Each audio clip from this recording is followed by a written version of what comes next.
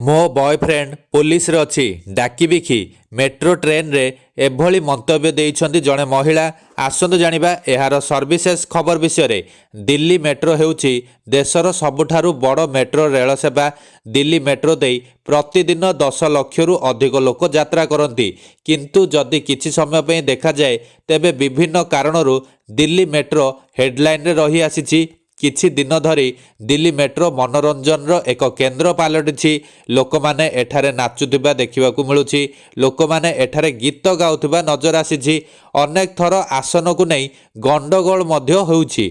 आजिकाली Delhi metro रे seat को नहीं धमक देबार वीडियो सोशल मीडिया रे भाइराल हेउछि, जेउठारे दुई जन महिला निज मध्यरे झगड़ा करुथुबा देखा जाए।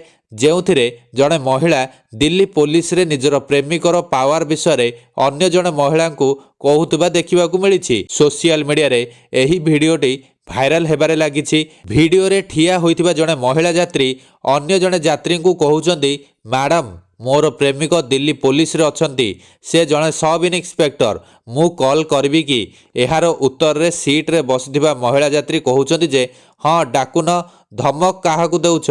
एहार जवाब रे महिला कहिसंती जे से धमक देउ नाहंती, वास्तव रे मोर प्रेमिक दिल्ली पुलिस रे अछंती।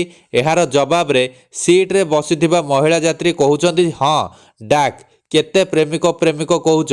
ट्रेन रे एही दुई महिलांक मध्यरे विवादर वीडियो सोशल मीडिया रे भाइराल हेबारे लागिछि।